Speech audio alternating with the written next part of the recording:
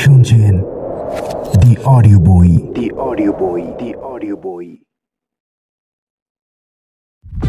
সুলতান সালাউদ্দিন আইয়ুবীর জীবনী নিয়ে নির্মিত এই উপন্যাসের আজ তৃতীয় পর্ব।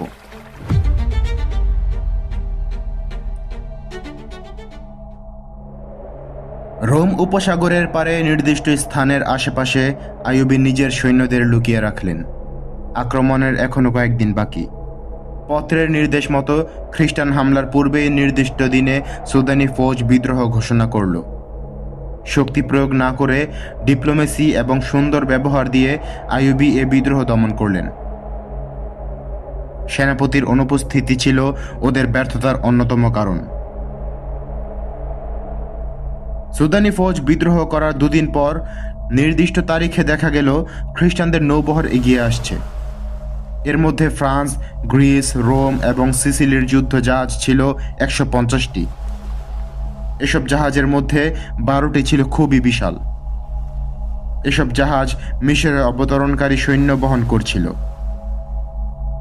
খ্রিস্টানদের এ বাহিনীতে কেবল কমান্ডারই ছিল 1 লাখ। রসদ এবং অস্ত্র বোঝাই নৌকার সংখ্যা ছিল অগণিত। জাহাজগুলি এগিয়ে আসছিল 2 সারিতে। সালাউদ্দিন আইয়ুবী নিজে মিশর বাহিনীর নেতৃত্ব নিয়ে এগিয়ে গেলেন এর মোকাবেলা করতে। জাহাজ উপকূলের কাছে আসার অপেক্ষায় রইলেন তিনি। সবচেয়ে বড় জাহাজটি কিনারায় এলো। হঠাৎ জাহাজ লক্ষ্য করে অগ্নিগোলা নিক্ষিপ্ত হতে লাগলো। কামানের গোলায় আগুন ধরে গেল পালে। আড়াল থেকে বেরিয়ে এলো মুসলমানদের যুদ্ধ জাহাজ। ওদের জাহাজগুলো ছিল কাঠের তৈরি। দাও দাও করে জ্বলতে লাগলো সাগর বক্ষে। মনে হচ্ছিল আগুনের লেলিহান শিখা গ্রাস করে নিচ্ছিল সমগ্র রোম উপসাগর। খ্রিস্টান জাহাজগুলো পালাতে গিয়ে পরস্পরের সাথে সংঘর্ষে আগুন আরো ছড়িয়ে পড়ল। সৈন্যদের অনেকে ঝাঁপিয়ে পড়ল সাগরে। যারা সাঁতরে তীরে ওঠার চেষ্টা করছিল, আইয়ুবীর তীরন্দাজদের নিশানা হলো ওরা। ওদিকে নুরুদ্দিন জঙ্গি ফ্রাঙ্ক সম্রাটের রাজধানী আক্রমণ করলেন। মিশরের দিকে এগিয়ে আসা স্থলবাহিনী এ সংবাদ পেয়ে স্বদেশের দিকে ফিরে চাইল। কিন্তু সালাউদ্দিন আইয়ুবীর সাঁড়াশি আক্রমণের ফলে রোম উপসাগরে সুশীল সমাধি হলো ওদের। এ যুদ্ধে সম্মিলিত খ্রিস্টান নৌশক্তি নিঃশেষ হয়ে গেল। আগুনে পুড়ে এবং সাগরে ডুবে নিহত হলো অসংখ্য নৌসেনা। কমান্ডার এসমার্ক আত্মসমর্পণ করে সন্ধির প্রস্তাব করল। প্রচুর অর্থের বিনিময়ে তাকে মুক্তি দেওয়া হলো। গ্রিস এবং সিসিলির কিছু যুদ্ধ জাহাজ বেঁচে গিয়েছিল। আইয়ুবী তাদের ফিরে যাবার অনুমতি দিলেন। কিন্তু হঠাৎ সাগরে ঝড়ের কবলে পড়ে সবকটি জাহাজ নিশ্চিহ্ন হয়ে গেল। 1169 সনের 19 ডিসেম্বর কর প্রদানের শর্তে খ্রিস্টানরা সন্ধি চুক্তিতে স্বাক্ষর করল। বলতে গেলে এ বিজয়ের মূল কৃতিত্ব ছিল গোয়েন্দা সংস্থার। এ ছিল দীর্ঘ রক্তক্ষয়ী ক্রুসেডের প্রথম লড়াই। ইতিহাসের পাতায় খ্রিস্টান ও মুসলমানদের মধ্যে সংঘটিত অসংখ্য লোমহর্ষক ক্রুসেডের যে কাহিনী ছড়িয়ে আছে তা আরও চমকপ্রদ, আরও ঘটনাবহুল। ঐতিহাসিকরা বলেন এ তো কেবলমাত্র শুরু। সালাউদ্দিন আইয়ুবী ক্রমেই প্রবেশ করলেন জীবনের বিপজ্জনক সব অধ্যায়ে। যেসব অধ্যায় অতিক্রম করে তিনি হয়েছিলেন গাজী সালাউদ্দিন। তার সেই বিপজ্জনক জীবনের পরতে পরতে ছড়িয়ে আছে দ্বন্দ্ব, সংঘাত, সংঘর্ষ এবং রহস্য ও রোমাঞ্চের ভয়াবহ সব জটিল ও কুটিল অধ্যায়।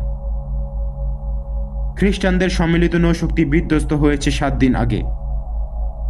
উপকূল ছেড়ে যাননি সালাউদ্দিন আইয়ুবী। এখনো সাগর বক্ষে ঢেউয়ের দোলায় দুলছিল 2-1 পালছেড়া জাহাজ। মাল্লাহীন নৌকা, জ্বলন্ত জাহাজ থেকে সাগরে ঝাঁপ দিয়ে বাঁচতে চেয়েছেন অনেক সৈন্য। ঢেউয়ের তালে ভেসে বেড়ানো জাহাজ এবং নৌকা তল্লাশির জন্য সালাউদ্দিন আইয়ুবী লোক লাগিয়ে দিলেন। অক্ষত নৌকা এবং জাহাজ তীরে নিয়ে আসছিল ওরা। অকেজো জাহাজ থেকে মালপত্র বের করা হচ্ছিল, বেশিরভাগই অস্ত্র এবং খাদ্য সামগ্রী। ঢেউয়ের আঘাতে বেলাভূমিতে আছড়ে পড়ছিল অর্ধদগ্ধ অথবা মাছে খাওয়া লাশ। জাহাজের ভাঙা কাঠ আঁকড়ে সাগরে ভাসছিল কিছু জীবন্ত মানুষ। ঢেউ ওদের তীরে ঠেলে দিচ্ছিল। সমগ্র বেলাভূমিতে পাহারা দিচ্ছিল মুসলিম ফৌজ। আহত খ্রিস্টান সৈন্যদের কুড়িয়ে এনে চিকিৎসা করা হচ্ছিল তাদের। ঘোড়া চড়ে উপকূল ঘুরে ঘুরে দেখছিলেন সুলতান আইয়ুবী।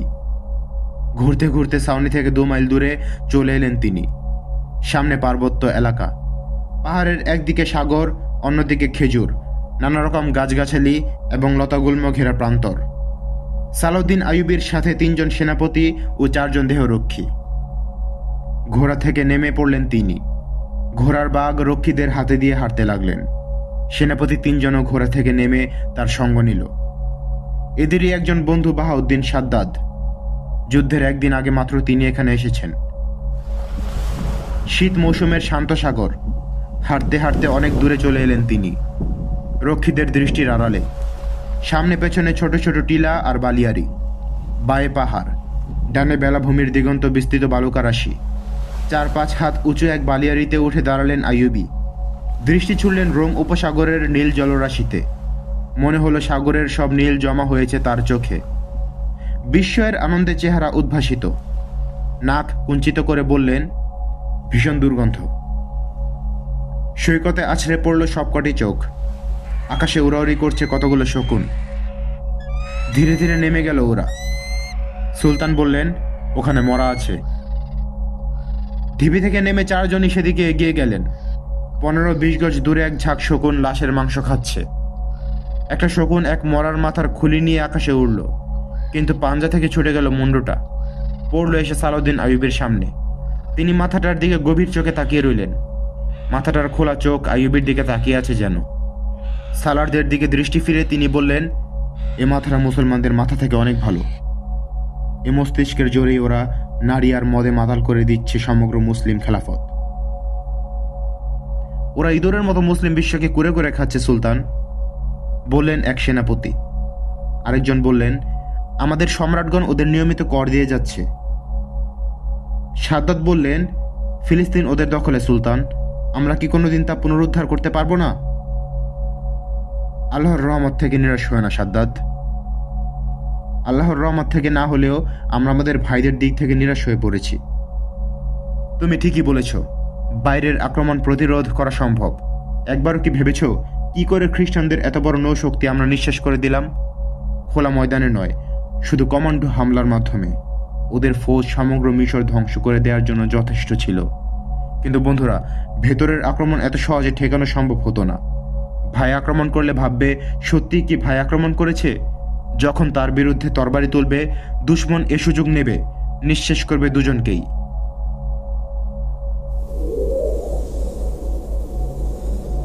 পাহাড়ের কোল ঘেঁষে এগিয়ে চললেন সুলতান সালাউদ্দিন আইয়ুবী। কিছু দূর এগিয়ে কি দেখে যেন থমকে দাঁড়ালেন। নুয়ে মাটি থেকে জিনিসটা তুলে দেখালেন সবাইকে। একটা ক্রুশ, তাগায় বাঁধা। ছড়িয়ে থাকা লাশগুলোর দিকে তাকালেন আবার। আগেই সে খুলিটা নিয়ে ঝগড়া করছে 3টে শকুন। দ্রুত মাথাটার কাছে গেলেন তিনি। ক্রুশটা সেই মাথার উপর রেখে ফিরে এলেন সঙ্গীদের কাছে। বললেন, আমি এক বন্দি খ্রিস্টান অফিসারদের সাথে কথা বলেছি। ও বলেছে সেনাবাহিনীতে ভর্তি হবার সময় সকলকেই ক্রুশের উপর হাত রেখে শপথ করতে হয়। জীবন বাজি রেখে মুসলমানদের বিরুদ্ধে যুদ্ধ করার শপথ নেওয়ার পর সব সৈনিকের গলায় একটি করে ক্রুশ ঝুলিয়ে দেওয়া হয়। জানি না কুড়িয়ে পাওয়া এই ক্রুশটি কার। ক্রুশের জন্যই এরা জীবন দিয়েছে। খুলিটার উপর ক্রুশটা রাখলাম, একজন সৈনিকের শপথের অমর্যাদা যেন না হয়। সুলতান, সাদ্দাত বললেন, জেরুজালেমে খ্রিস্টানরা মুসলমানদের কি মর্যাদা দিচ্ছে আপনি জানেন? ওখান থেকে স্ত্রী পরিজন নিয়ে পালিয়ে যাচ্ছে মুসলমানরা। লুণ্ঠিত হচ্ছে আমাদের মেয়েদের ইজ্জত। এখনো আমাদের বন্দীদের ওরা ছেড়ে দেয়নি। মুসলমানরা ওখানে পশুর মতো জীবনযাপন করছে। আমরা কি এর প্রতিশোধ নেব না? প্রতিশোধ নয় সাদ্দাত, আমরা ফিলিস্তিন পুনরুদ্ধার করতে চাই। কিন্তু আমাদের শাসকরাই এ পথের বড় বাধা। ওরা ক্রুশ স্পর্শ করে মুসলিম বিশ্বকে নিঃশেষ করার শপথ নিয়েছে। আমিও আল্লাহর সামনে দাঁড়িয়ে বুকে হাত দিয়ে শপথ করে বলছি, অবশ্যই ফিলিস্তিন পুনরুদ্ধার করব। কিন্তু বন্ধুরা, আমাদের ভবিষ্যৎ ইতিহাস আধারে ছেয়ে যাচ্ছে। একসময় ওরা শাসক ছিল, আমরা ছিলাম যোদ্ধা। এখন মুসলমান শাসক হচ্ছে, ওরা দখল করে নিচ্ছে যুদ্ধের ময়দান। আমার মনে হয় মুসলমানরা শাসক হলেও নেতৃত্ব থাকবে খ্রিস্টানদের হাতে। শাসক হতে পেরেই ওরা সন্তুষ্ট থাকবে। আমি ফিলিস্তিন জয় করব, কিন্তু ওরা তা রক্ষা করতে পারবে না। খ্রিস্টানদের মস্তিষ্ক অত্যন্ত উর্বর। 50,000 সুদানি ফৌজ কারালালন করছে। আমাদের খেলাফতের পোশাকে লুকিয়ে আছে নাজির মতো কালকে উঠে। এরা দেশের জন্য বিপজ্জনক। আমি প্রথম গভর্নর যে এই সত্যটা বুঝতে পেরেছি। নাজির চিঠি আমাদের হাতে না এলে এতক্ষণ আমাদের রক্ত মিশে যেত মরুর বালুকারাশির সাথে, নয়তো হতাম ওদের হাতে বন্দি। আইয়ুবী আবেগাপ্লুত কণ্ঠে কথা বলে যাচ্ছেন। আকস্মাৎ পেছন থেকে সঞ্চন শব্দে ছুটে এলো একটা তীর। সালাউদ্দিন আইয়ুবীর দুপায়ের ফাঁকে বালিতে গেঁথে গেল তীরটা। আতঙ্কিত দৃষ্টিতে পেছনে ফিরে পাহাড়ের দিকে তাকালেন সবাই। আরো তীর আসতে পারে ভেবে দৌড়ে এক পাহাড়ের আড়ালে দাঁড়ালেন। শীষ দিলেন সাদ্দাত। নিচে থেকে ছুটে এলো রক্ষী। ঘোড়াগুলো এখানে রেখে তোমরা পাহাড়ের ওপাশে চলে যাও, রক্ষীদের বললেন সুলতান। ওদিক থেকেই তীর এসেছে, কাউকে দেখলে গ্রেফতার করবে। যেদিক থেকে তীরটা ছুটে এসেছিল সাবধানে সেদিকে এগোতে শুরু করলো রক্ষীরা। সেনাপতিরা দ্রুত পাহাড়ে উঠতে লাগলেন। ওদের নিষেধ উপেক্ষা করে তাদের সাথে এগিয়ে চললেন সালাউদ্দিন আইয়ুবী নিজেও। পাহাড়ে উঠে দাঁড়ালেন সুলতান সালাউদ্দিন আইয়ুবী। সামনে দিগন্ত বিস্তৃত পর্বতমালা, কোনোটা উঁচু কোনোটা নিচু। সালারদের দিকে ঘুরে ঘুরে তাকালেন চারদিক। জনমানুষের চিহ্নও নেই। রক্ষীরা ঘোড়া ছুটিয়ে বিভিন্ন পাহাড় খুঁজে দেখল, কেউ নেই, যেন হাওয়া থেকে ছুটে এসেছে তীরটি। সালাউদ্দিন আইয়ুবী ফিরে এলেন তীরের কাছে। হাতে লাগতেই পড়ে গেল ওটা। তীরটা হাতে নিলেন সুলতান। বললেন, অনেক দূর থেকে এসেছে, এই জন্য হালকাভাবে বিঁধেছে। তবে তীরটা গুপ্তঘাতকদের নয়, খ্রিস্টানদের।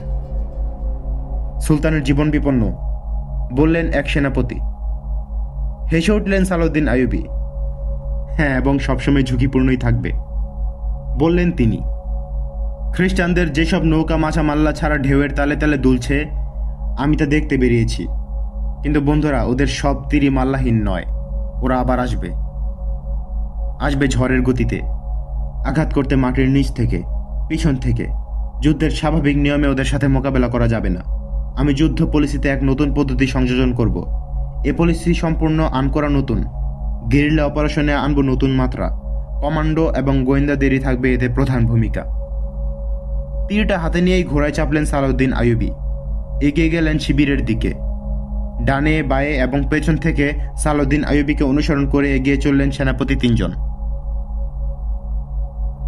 বলতে গেলে অল্পের জন্য বেঁচে গেলেন সালাউদ্দিন আইয়ুবী, কিন্তু তিনি ছিলেন এই ব্যাপারে নিরুদ্বিগ্ন, উৎকণ্ঠাহীন, যেন কিছুই হয়নি। তাঁবুতে ফিরে সালারদের নিয়ে বসলেন। তাদের সামনে তুলে ধরলেন গেরিলা আক্রমণ এবং কমান্ডো হামলার বিভিন্ন দিক। বললেন, আমি আলী বিন সুফিয়ানকে শক্তিশালী গোয়েন্দা বাহিনী গঠন করার নির্দেশ দিয়েছি। তোমরা সেনাবাহিনী থেকে স্বাস্থ্যবান এবং মেধাবী যুবকদের বাছাই করো। ওরা হবে দূরদর্শী, বুদ্ধিমান। ওদের থাকবে উটের মতো দীর্ঘ সময় ক্ষুধা তৃষ্ণা সহ্য করার ক্ষমতা। গতি হবে চিতাবাঘের মতো ক্ষিপ্র, ঈগলের মতো তীক্ষ্ণ দৃষ্টি এবং খরগোশ ও হরিণের মতো দ্রুতগামী হবে ওরা। এদের থাকবে সশস্ত্র শত্রুর সাথে খালি হাতে লড়াই করার ক্ষমতা, নেশা ও পরনারীর প্রতি আসক্ত হবার লোভ থেকে মুক্ত। খ্রিস্টানরা আমাদের মাঝে অসন্তোষ সৃষ্টি করতে চায়। সুন্দরী মেয়েদের ব্যবহার করছে গোয়েন্দা কাজে। ওরা নিঃশেষ করে দিতে চাইছে আমাদের ইমানি আবেগ। আমি দেখছি মুসলমানরা নারীদের ব্যাপারে অত্যন্ত দুর্বল। আমি গোয়েন্দাগিরি বা অন্য কোনো কাজে কোনো মেয়ে ব্যবহারের পক্ষপাতী নই। আমরা নারীর ইজ্জত আবরুর রক্ষক। নারীর ইজ্জতকে অস্ত্র হিসেবে ব্যবহার করা আমাদের কাজ নয়। আলী গোয়েন্দা কাজে কয়েকটি মেয়েকে ব্যবহার করছে। ওরা না মুসলিম না খ্রিস্টান, কিন্তু কোনো ধর্ম নয়। আমি নারীকে নারী হিসেবেই সম্মান করি। তাঁবুতে ঢুকলো রক্ষী দলের কমান্ডার। বলল, রক্ষীর কয়েকজন মেয়ে ও পুরুষকে ধরে এনেছে। বেরিয়ে এলেন সালাউদ্দিন আইয়ুবী। তার পিছু নিলেন 3 সেনাপতি। 12 জন লোক দাঁড়িয়ে আছে, 5 জন পুরুষ, 7 জন মেয়ে। মালপত্র দেখে মনে হচ্ছে ব্যবসায়ী। মেয়েগুলো অপূর্ব সুন্দরী। রক্ষীরা বলল, তীর নিক্ষেপকারীকে খুঁজতে গিয়ে এদের পাওয়া গেছে। 3টি উটসহ একটি তাঁবুতে অপেক্ষা করছিল ওরা। এদের কি তল্লাশি নেওয়া হয়েছে? এক সেনাপতি প্রশ্ন করলেন। জি, ওদের দেহ এবং মালপত্র তল্লাশি নেওয়া হয়েছে। খঞ্জর ছাড়া কোনো অস্ত্র পাওয়া যায়নি। আমরা মরক্কোর ব্যবসায়ী, ওদের একজন বলল। যাব ইস্কান্দারিয়া পর্যন্ত।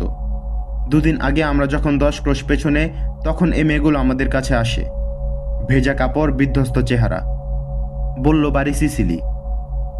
এদিকে আসার পথে এক খ্রিস্টান কমান্ডার ওদেরকে উপকূল থেকে ধরে নিয়ে আসে। ওরা আমাদের সাহায্য চাইল। অসহায় মেয়েগুলোর জন্য মায়া হলো আমাদের। সে থেকে ওরা আমাদের সঙ্গে। এদের সম্পর্কে আর কি জানো তুমি? এরা বলেছে এরা গরিব ঘরের সন্তান। জাহাজে এনে অফিসাররা এদের সতীত্ব নষ্ট করেছে। যুদ্ধের সময় গোলার আঘাতে হঠাৎ ওদের জাহাজে আগুন ধরে গেলে সবাই সাগরে ঝাঁপিয়ে পড়তে লাগলো। সাঁতার জানে না বলে এদেরকে একটা ছোট্ট নৌকায় তুলে দিল সৈন্যরা। এরা নৌকা বাইতে জানে না। ঢেউয়ের ধাক্কা এক সময় নৌকা কিনারায় স্পর্শ করল। আমরা তখন উপকূল থেকে সামান্য দূরে বিশ্রাম করছিলাম। তখনই ওরা আমাদের কাছে আসে। তারপর প্রথমে ভেবে পেলাম না কি করব, ওদের সাথে নেওয়া ঠিক হবে কিনা। পরে অসহায় ভেবে আশ্রয় দিলাম, সাথে নিয়েই এগিয়ে চললাম। পেছনের তাঁবুতে আপনার লোকেরা আমাদের তল্লাশি নিতে লাগলো। কারণ জিজ্ঞেস করায় বলল মিশরের গভর্নর সুলতান আইয়ুবের নির্দেশ। আমরা অনুনয় বিনয় করে বললাম আমাদেরকে সুলতানের কাছে পৌঁছে দাও। কেন তোমরা সুলতানের কাছে আসতে চাইলে? এই মেয়েগুলোকে আশ্রয় দেওয়ার জন্য সুলতানকে অনুরোধ করব। আমরা ব্যবসায়ী, কোথা থেকে কোথায় যাই তার তো ঠিক নেই। এদের আমরা কতক্ষণ বয়ে বেড়াবো? মেয়েদেরকে জিজ্ঞেস করা হলো। ওরা কথা বলল সিসিলির ভাষায়, 2-3 জন একসঙ্গে, আতঙ্কিত চোখ। সুলতান ব্যবসায়ীদের দিকে চাইলেন, তোমরা কি এদের ভাষা বোঝো? একজন এগিয়ে এলো, জি, কেবলমাত্র আমিই বুঝি। ওদের আশ্রয় দেওয়ার জন্য মহানুভব সুলতানকে অনুরোধ করছে ওরা। ওরা বলছে ব্যবসায়ীদের সাথে ওরা যাবে না। চারদিকে যুদ্ধ চলছে, ভয় আছে চোর ডাকাতের। ওরা আরও বলছে খ্রিস্টান সৈন্যদের ওরা ভীষণ ভয় পায়। অপহরণের সময় ওরা সবাই কুমারী ছিল। জাহাজে ওদের সতীত্ব হরণ করা হয়েছে। অন্য একটা মেয়ে কিছু বলল। দোভাষী বলল, মেয়েটি বলছে আমাদেরকে মুসলমানদের রাজার কাছে নিয়ে চলো, হয়তো তিনি আমাদেরকে আশ্রয় দেবেন। অপর একটি মেয়ে কান্না ভেজা কণ্ঠে বলল, আমাদেরকে খ্রিস্টান সৈন্যদের কাছে ফিরিয়ে দিও না, আমরা মুসলমান হয়ে যাব। বলল আরেক মেয়ে, হ্যাঁ হ্যাঁ, আমরা মুসলমান হয়ে যাব। কোনো মুসলমান দয়া করে আমাদের বিয়ে করলে আমরা আর দেশেও ফিরে যাব না, আমরা এখানেই থেকে যাব। বলল আরেক মেয়ে। তার কথা শুনে চোখে মুখে আতঙ্ক নিয়ে 2-3টি মেয়ে মুখ লুকানোর চেষ্টা করছিল, যেন ওরা লজ্জায় মরে যাচ্ছে। সুলতান বললেন, এদেরকে খ্রিস্টান সৈন্যদের কাছে তুলে দেওয়া হবে না। মুসলমান হওয়ার জন্য ওদের বাধ্য করবে না কেউ। ওরা যদি আমাকে বিশ্বাস করে, মুসলিম মেয়েদের মতেই ওদের আশ্রয় দেব।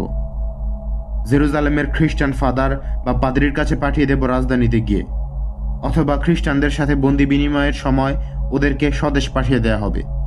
ওদের প্রয়োজন এবং মর্যাদার প্রতি লক্ষ্য রাখা হবে। কিন্তু কেউ বিয়ে করলে মুসলমান হবে এ প্রস্তাব গ্রহণ করা যাবে না।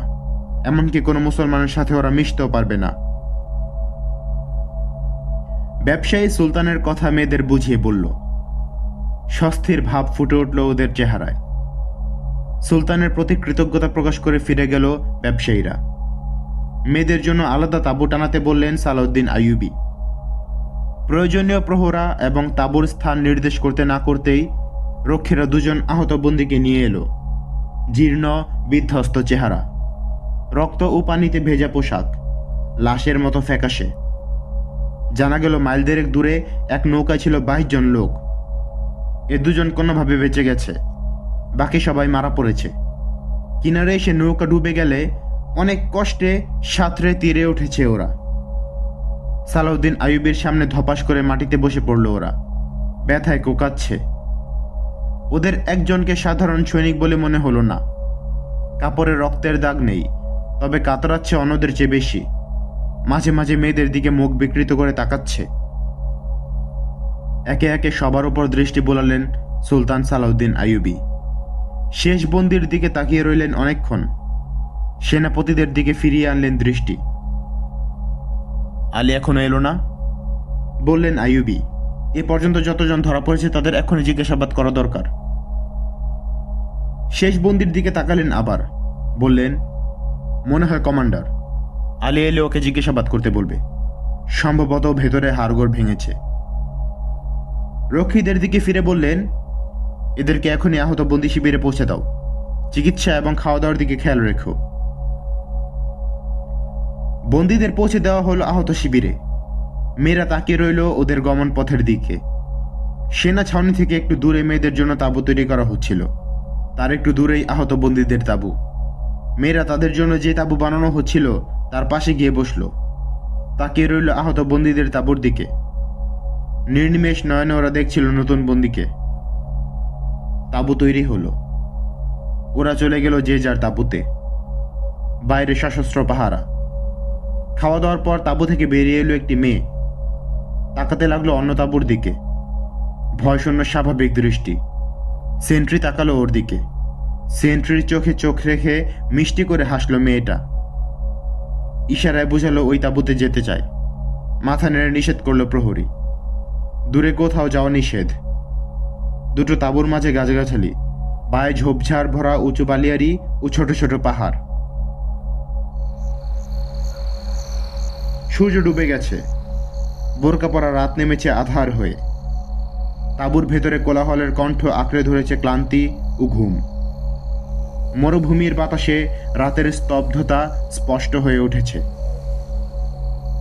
আহতদের করুণ কাতরানি অস্পষ্ট থেকে অস্পষ্টতর হচ্ছে। বাতাসে ভর করে ভেসে আছে রোম উপসাগরের আন্দোলিত জলরাশি ও ঢেউয়ের মৃদুমন্দ ধ্বনি। প্রহরী এবং আহতরা ছাড়া সবাই ঘুমিয়ে গেছে। সুলতান সালাউদ্দিন আইয়ুবীর তাঁবুতে আলো জ্বলছে। রক্ষীরা টহল দিচ্ছে তাঁবুর বাইরে।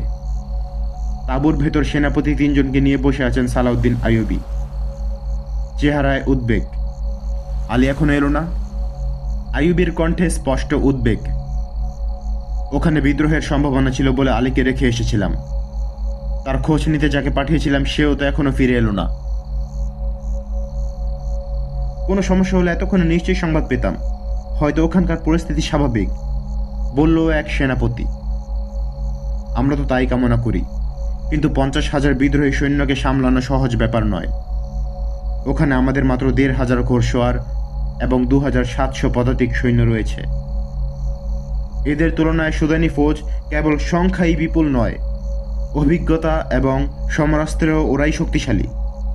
নাজি এবং তার সাঙ্গপাঙ্গদের দমন করার পর ওখানে প্রকাশ্যে কেউ বিদ্রোহ করবে বলে মনে হয় না। নেতৃত্ব ছাড়া বিদ্রোহ সম্ভব নয়, বলল অন্য এক সেনাপতি। তবুও আমাদের পদক্ষেপ নেওয়া উচিত। এ পরিস্থিতিতে কি করা যায় দ্রুত সিদ্ধান্ত নেওয়া দরকার।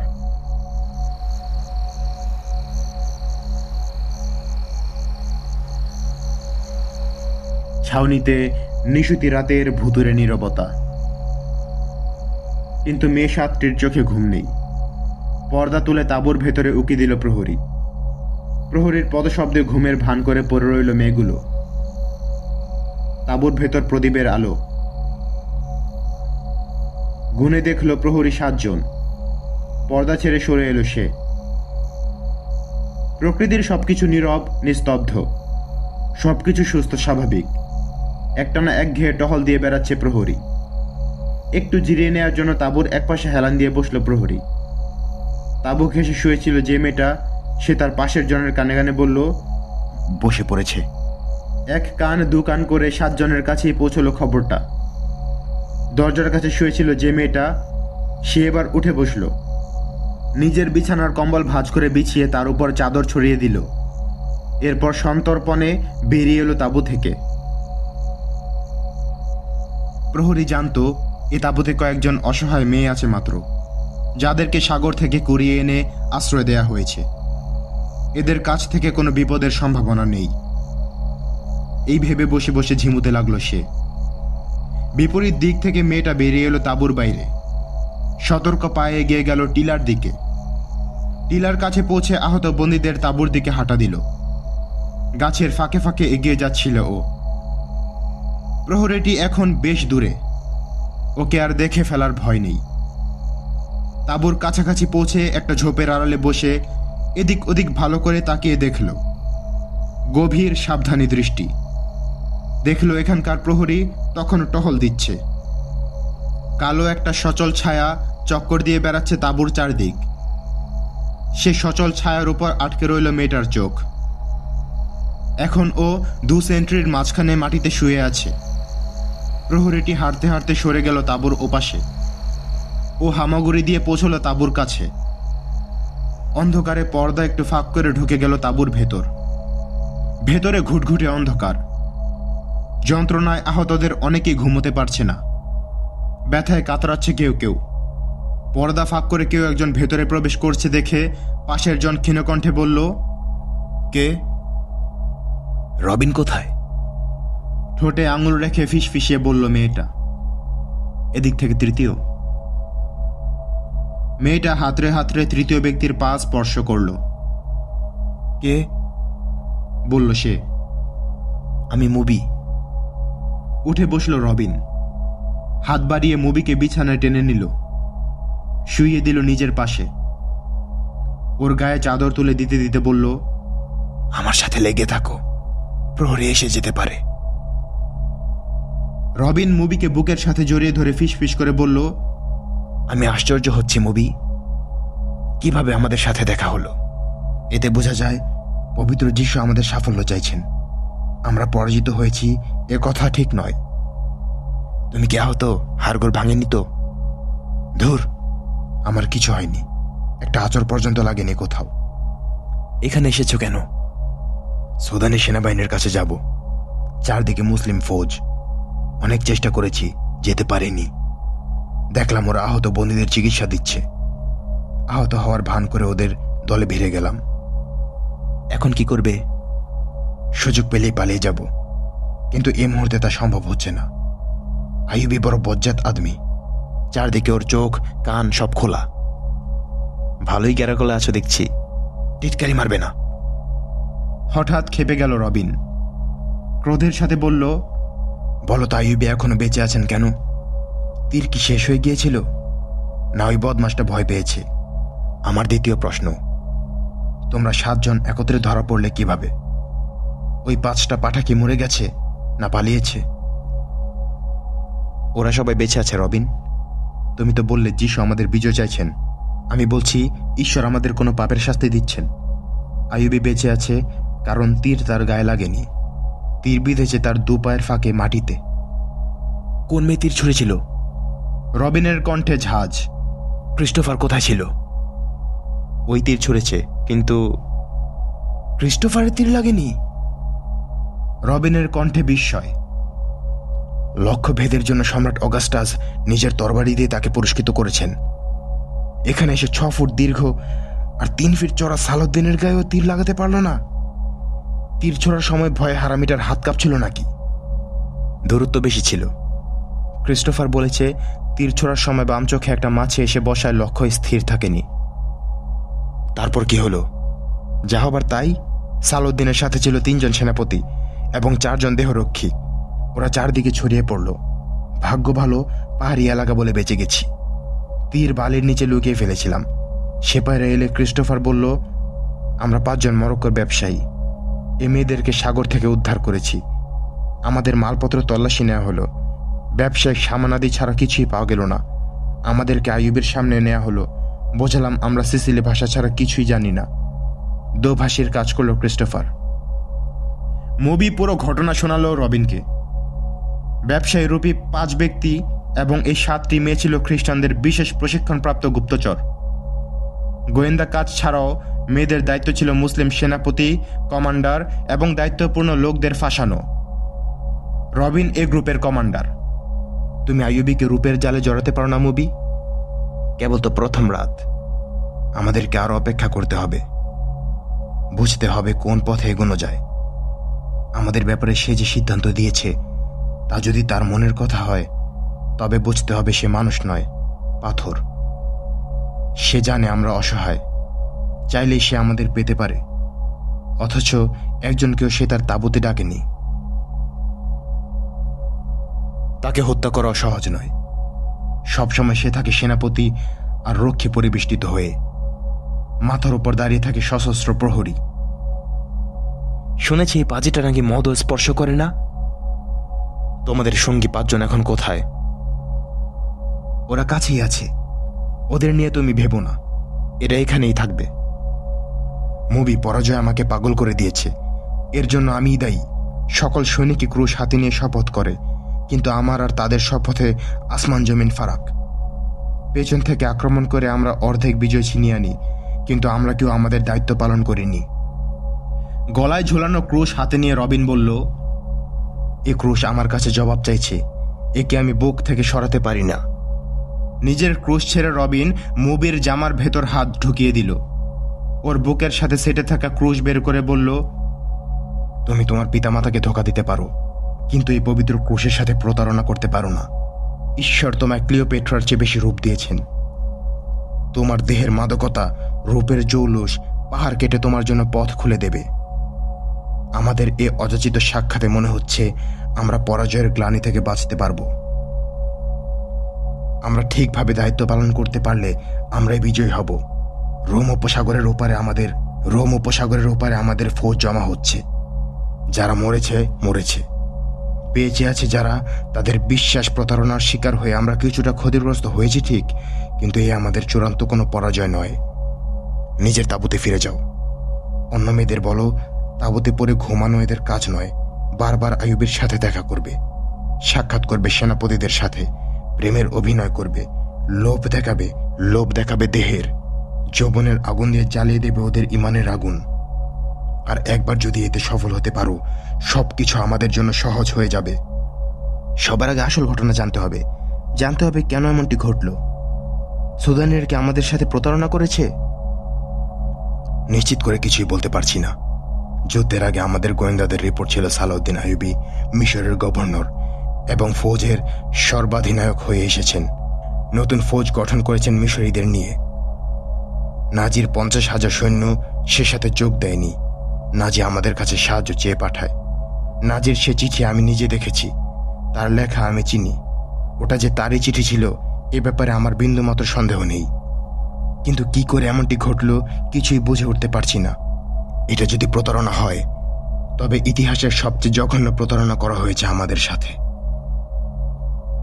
রবিন, অন্ধকারে ঢিল ছুড়ে লাভ নেই। সবার আগে আমাদের জানতে হবে এসব কি করে হলো, কে করলো। মুবি, মনে করো না এ রহস্য না জেনে আমি এখান থেকে যাব। সম্রাট অগাস্টাস গর্ব করে বলেছিলেন মুসলমানদের ভেতরের খবর সংগ্রহ করে ওদের নিশ্চিহ্ন করে দেব। ভেবে দেখো মুবি, সম্রাটের হৃদয়ে এখন কি ঝড় বইছে। আমরা যা করেছি তাতে মৃত্যুদণ্ডই আমাদের প্রাপ্য। আমাদের কারণে ক্রুশের এই বিপর্যয়। আমি ক্রুশের অভিশাপকে ভয় পাচ্ছি। আমি সব জানি রবিন, আবেগের কথা নয়, এখন কাজের কথা বলো। আমাদের এখন কি করতে হবে, কোন পথে এগোবো আমরা, তাই বলো শুনি। পরাজয়ের গ্লানি রবিনের স্নায়ুগুলো বিকল করে দিয়েছিল। মুবির মতো সুন্দরী যুবতী তার বুকের সাথে লেপ্টে আছে। তার রেশম কোমল চুল রবিনের গালের অর্ধেকটা ঢেকে রেখেছে, কিন্তু তার অনুভূতি যেন ভোঁতা হয়ে গেছে। মুবির চুলে বিলি কেটে রবিন বলল, তোমার এই মায়াময় চুলের শৃঙ্খলে আইয়ুবীকে বাঁধতে পারবে না? মুবি, আমি জানি তুমি একটু চেষ্টা করলে তোমার ধ্যান ভাঙা রূপ আইয়ুবীকে তোমার দাসে পরিণত করবে। তোমার প্রথম কাজ হলো ক্রিস্টোফারকে বলবে ব্যবসায়ের ছদ্মবেশেই সে যেন নাজির কাছে পৌঁছে রহস্য উদ্ঘাটনের চেষ্টা করে। নাজি যদি আইয়ুবীর সাথে মিশে গিয়ে থাকে, আমাদের যুদ্ধের পলিসি পাল্টাতে হবে। আমি বুঝতে পারছি সংখ্যায় কম হলেও মুসলমানদের সহজে পরাজিত করা যাবে না। আগে ওদের জোশ ও ইসলামী জজবা ধ্বংস করতে হবে। বিজয়ের জন্য এটাই প্রথম শর্ত। আর এই জন্যই আমরা তোমাদের মতো রূপসী তরুণীদের দিয়ে আরবের হারেমগুলো ভরিয়ে রেখেছি। তোমরা এতে সফল না হলে আমাদের সাফল্যের সম্ভাবনা সুদূর পরাহত। আবার কথা বাড়াচ্ছ? আমরা নিজেদের ঘরে নই, শত্রুর তাঁবুতে বসে কথা বলছি। চারপাশে কড়া প্রহরা, ওদিকে রাতও শেষ হয়ে যাচ্ছে। আমাদের মিশন ধ্বংস হয়ে গেছে। এই পরাজয়কে বিজয়ে রূপান্তরিত করতে হবে। এই জন্য এখান থেকে শুরু করতে হবে কাজ। হ্যাঁ, সে কাজের কথাই বলছি। সবার আগে আমাদের দরকার নাজির খবর। সংবাদ সংগ্রহ করে তোমাকে কোথায় পাবো? আমি এখান থেকে পালিয়ে যাব। তার আগে আইয়ুবীর ভবিষ্যৎ পরিকল্পনা ও তার সৈন্য সংখ্যা সম্পর্কে খোঁজ খবর নেব। আমারও মনে হয় সমগ্র মুসলিম বিশ্বে একটা লোকই ক্রুশের জন্য বিপজ্জনক। তাই, আর এই জন্যই আইয়ুবীকে হত্যা করা জরুরি। আরও বেঁচে থাকলে থাকবে আমাদের বন্দিশালায়। কিন্তু কিভাবে? শোনো, প্রথমে তাঁবুতে গিয়ে ওদের বলবে যে করেই হোক আলী বিন সুফিয়ানকে ফাঁসাতে হবে। আলী এবং আইয়ুবীর মাঝে তুলে দিতে হবে ঘৃণার দেয়াল। এরপর যাবে ক্রিস্টোফারের কাছে, বলবে লক্ষ্য ভেদ না করে যে পাপ করেছ দায়িত্ব পালন করে এবার তা মোচন করার চেষ্টা করো। ঠিক আছে রবিন, দোয়া করো যিশু যেন আমাদের সহায় হন। রবিন মুবির চুলে চুমু খেয়ে বলল, ক্রুশের জন্য তোমাকে তোমার ইজ্জত বিলিয়ে দিতে হবে। তবে মনে রেখো, যিশুর কাছে তুমি থাকবে মা মেরির মতোই পবিত্র কুমারী। ইসলামের মূল উপড়ে ফেলে আমরা জেরুজালেম দখল করেছি, এবার মিশরও আমাদের হবে। রবিনের বাহুবন্ধন থেকে মুক্ত হয়ে উঠে দাঁড়ালো মুবি। তাঁবুর পর্দা ঈষৎ ফাঁক করে তাকালো বাইরে। কোথাও কেউ নেই। নিঃশব্দে বেরিয়ে এলো মুবি। তাঁবুর সাথে সেটে দাঁড়িয়ে দৃষ্টি বুলালো চারদিকে। দূর থেকে কারো গুনগুন শব্দ ভেসে আসছে, সম্ভবত প্রহরী। হাঁটা দিল মুবি। গাছের আড়ালে আড়ালে গা বাঁচিয়ে পৌঁছালো টিলার কাছে। টিলা পার হয়ে চলতে লাগলো নিজের তাঁবুর দিকে। তাঁবুর কাছাকাছি চলে এসেছে মুবি। দুজন লোকের অনুচ্চ কণ্ঠের আওয়াজ ভেসে এলো। থমকে দাঁড়ালো মুবি। উৎকর্ণ হয়ে তাকালো সামনে। শব্দ আসছে তাঁবুর দিক থেকে। ও তাঁবুতে নেই, হয়তো ওরা জেনে গেছে। এজন্য ডেকে এনেছে কমান্ডার বা অন্য কাউকে। ধরা পড়লে চলবে না। ব্যবসায়ীদের সঙ্গীদের কাছে যাওয়ার সিদ্ধান্ত নিল ও। এতে অন্য মেয়েগুলো বিপদে পড়তে পারে ভেবে দাঁড়ালো আবার। কয়েক পা এগিয়ে গেল লোক দুটোর কথা শোনার জন্য, কিন্তু ও কাছে পৌঁছার আগেই কথা থামিয়ে দিয়েছে ওরা। এখন কোনো শব্দ শোনা যাচ্ছে না। এক পা দুপা করে হাঁটছে ও। হঠাৎ বায়ে শব্দ হলো। চমকে সেদিকে তাকালো মুবি। গাছের একটা ছায়া ছাড়া আর কিছুই দেখা যাচ্ছে না। ও টিলার কাছে ফিরে এলো। উঠে দাঁড়ালো টিলার উপর। সাগর পাড়ের জ্যোৎস্না ধোয়া রাত। এখন ওকে দূর থেকেও দেখা যাচ্ছে। ডিউটি পরিবর্তনের সময় হয়ে এসেছে। প্রহরীদের অবস্থা দেখার জন্য বেরিয়ে গেল কমান্ডার। টিলার উপর একটা ছায়া দেখতে পেলেন। দাঁড়িয়ে পড়লেন কমান্ডার। ছায়াটা তার দিকে মুখ করে দাঁড়িয়ে আছে। দু হাত সামনে আসা চুল ঠিক করল। দেহের গঠনে মেয়ে মনে হচ্ছে। কমান্ডার অপেক্ষা করছেন। জিনভূত হলে অদৃশ্য হয়ে যাবে, কিন্তু ছায়াটা ধীরে ধীরে হাঁটতে লাগলো। কমান্ডার বুঝে ফেললেন এ জিন নয়, মানুষ। সুলতান আইয়ুবের সতর্কবাণী তার মনে পড়ল। তাদের বলা হয়েছে খ্রিস্টানরা গুপ্তচর হিসেবে মেয়েদের ব্যবহার করছে। কখনো বেদুইন, আবার কখনো ভিক্ষুক সেজে ওরা আসবে। নিজের অসহায়ত্ব প্রকাশ করে আশ্রয় চাইবে। আরও তাকে বলা হয়েছে সুলতান সন্দেহভাজন 7 জন মেয়েকে আশ্রয় দিয়েছেন। অপেক্ষা করছেন গোয়েন্দা প্রধান আলীর জন্য। তিনি এলে তাদের জিজ্ঞাসাবাদ শুরু হবে। প্রহরীদের ডিউটি পরিবর্তনের সময় কমান্ডার ফখরুল মিস্ত্রি তাঁবুর পর্দা তুলে দেখলেন 7টা মেয়ে কম্বল মুড়ি দিয়ে শুয়ে আছে। কম্বল সরালে দেখা যেত 7ম মেয়েটা বিছানায় নেই। টিলার উপরে যে ওই মেয়েটা দাঁড়িয়ে আছে কমান্ডার তা বুঝতে পারেনি। মেয়েটা হাঁটা শুরু করতেই কমান্ডার টিলার দিকে এগিয়ে গেল। বলল, কে তুমি? নিচে নেমে এসো। চঞ্চল হরিণীর মতো মেয়েটা দ্রুত টিলার অন্যদিকে নেমে গেল। কমান্ডার এক লাফে টিলার উপর উঠে এলো। রাতের নীরবতা ভেঙে তীব্র গতিতে ছুটছে মেয়েটা। তাকে ধরার জন্য তার পিছনে ছুটল কমান্ডার। দুজনের মাঝে বেশ খানিকটা দূরত্ব। দুজনেই ছুটছে তীব্র গতিতে, কিন্তু ফখরুল একজন সৈনিক, ছুটছে চিতাবাঘের ক্ষিপ্রতা নিয়ে। অসমতল মাটি, শুকনো ঝোপঝাড় আর গাছগাছালি মারিয়ে নিশুতি রাতে মরুদ্যানের বুকে ছুটছে দুজন। দূরত্ব কমে আসছে দুজনের মাঝে। সামনে খণ্ড খণ্ড অনেকগুলো এলোপাথারি ঝোপঝাড়। মুবি মেয়ে হলেও একজন গোয়েন্দা। শত্রুর চোখে ধুলো দেওয়ার হাজারো কায়দা কানুন শিখেছে দীর্ঘদিনের অনুশীলনে। তার সেই ট্রেনিং কাজে লাগানোর সময় এসেছে। দ্রুত ঝোপের আড়ালে আত্মগোপন করল মুবি। কমান্ডার কিছু দূর এগিয়ে দেখল সামনে কেউ নেই। মেয়েটার পায়ের শব্দ শোনা যাচ্ছে না। দাঁড়িয়ে এদিক ওদিক তাকাতে লাগলো সে। গতি কমিয়ে অনির্দিষ্টভাবে এগিয়ে গেল সামনে। শুনছিলেন ক্রুসেড সিরিজ, প্রথম অধ্যায়, গাজী সালাউদ্দিন আইয়ুবীর দুঃসাহসিক অভিযান। পরের কাহিনীগুলো আরও চমকপ্রদ। সাথেই থাকুন। আসসালামু আলাইকুম। Allah Allah Allah Allah Allah Allah Subhanallah Allah Allah Allah Allah Allah Allah Subhanallah Allah Allah